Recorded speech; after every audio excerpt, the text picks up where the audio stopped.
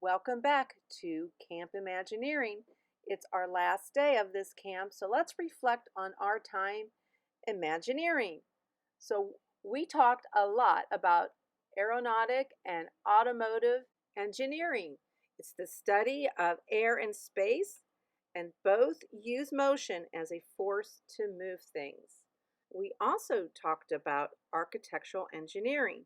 Remember, this is a person who builds structures like homes and buildings and construction sites and works with water supply and electrical and fire and safety codes. Really important people to have on your team.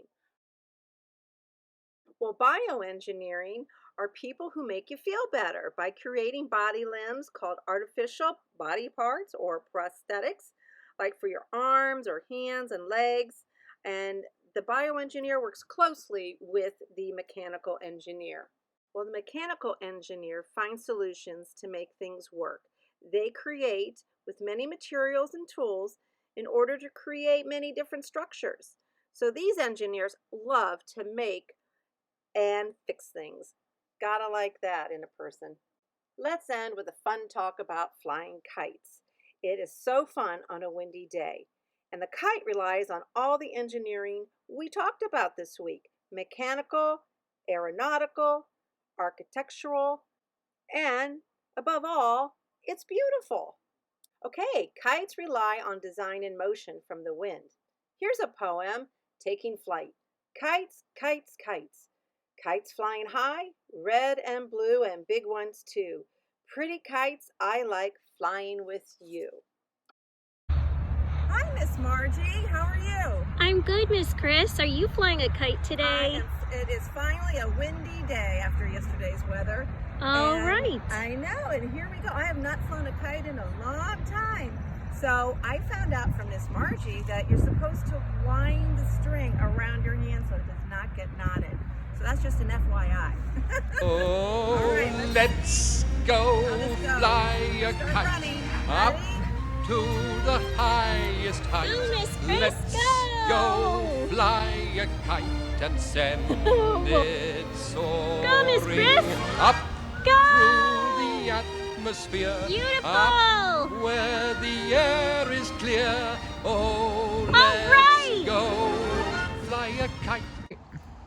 Hi everybody, welcome back. This is our last day of Imagineering, day 5 of our camp. And I'd like to share a book called Ada Twist Scientist by Andrea Beatty. And here we go. All right. Ada Marie said not a word till the day she turned 3.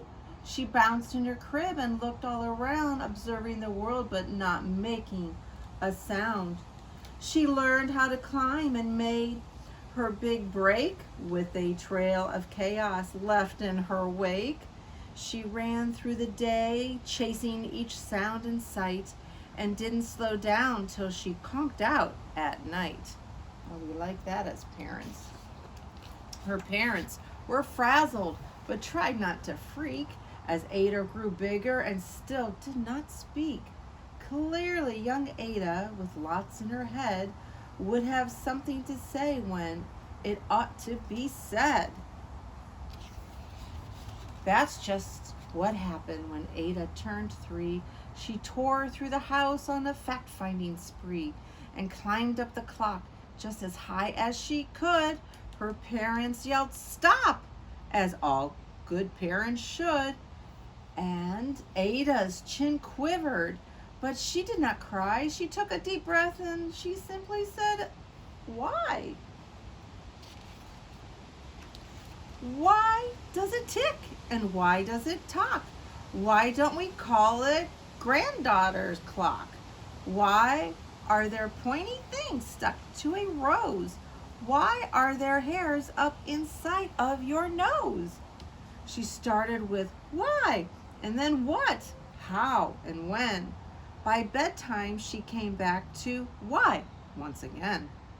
She drifted to sleep as her dazed parents smiled at the curious thoughts of their curious child, who wanted to know what the world was about. They kissed her and whispered, "You'll figure it out." Yes, she will.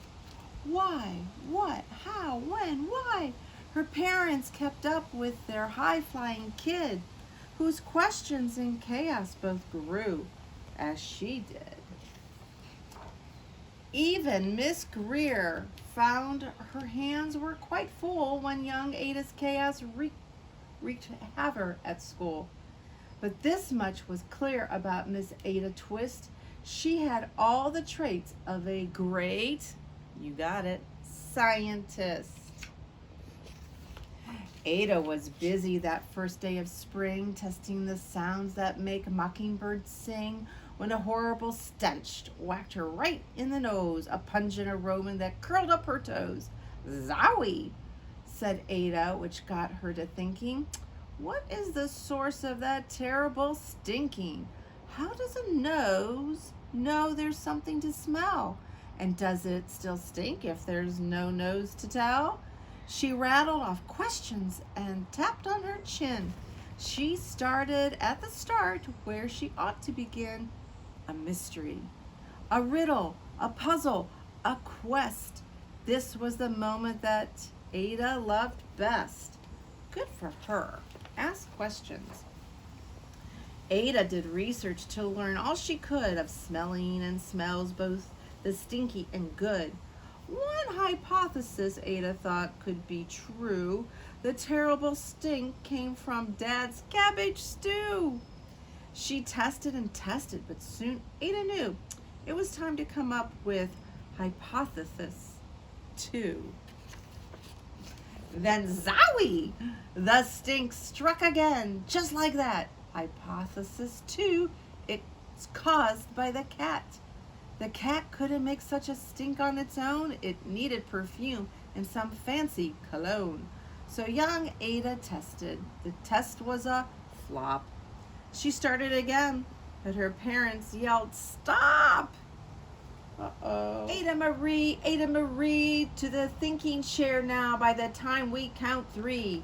"Enough," said her mother. "That's it," said her dad. Her parents were frustrated, frazzled, and mad. "Why?" Ada questioned. Her mother said, "No." "What?" Ada queried. Her father said, "Go. You've ruined our supper. You've made the cat stink. Enough with your questions. Now sit there and think." She looked at her parents. Her heart turned to goo. Poor Ada Twist didn't know what to do. Uh-oh, I hope we find out. She sat all alone by herself in the hall, and Ada once more could say nothing at all. Oh, and so Ada sat and she sat and she sat, and she thought about science and stew and the cat, and how the experiments made such a big mess. Does it have to be so? Is it that part of success? Are messes a problem? And while she was thinking, what was the source of that terrible stinking?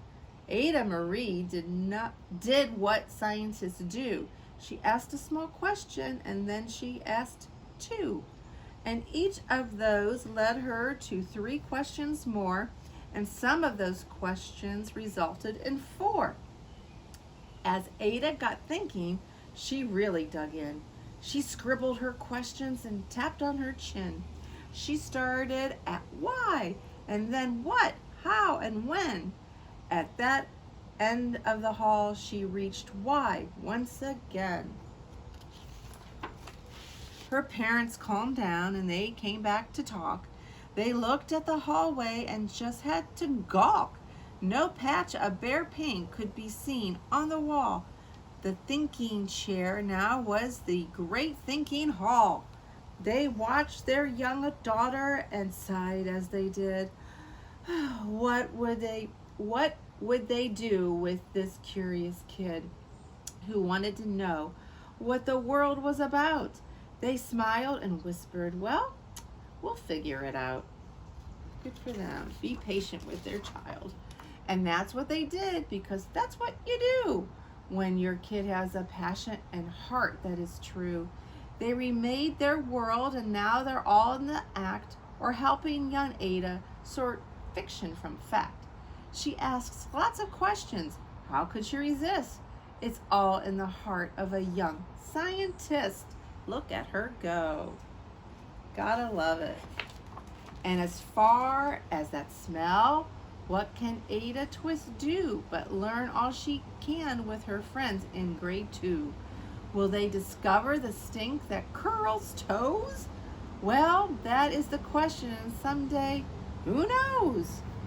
I don't know. It looks like a hot dog. Could be. And you know what? That is the end of our story. But I don't know. There's always something to think about and ask why, what, where, and when, or even how. Thanks again for joining us.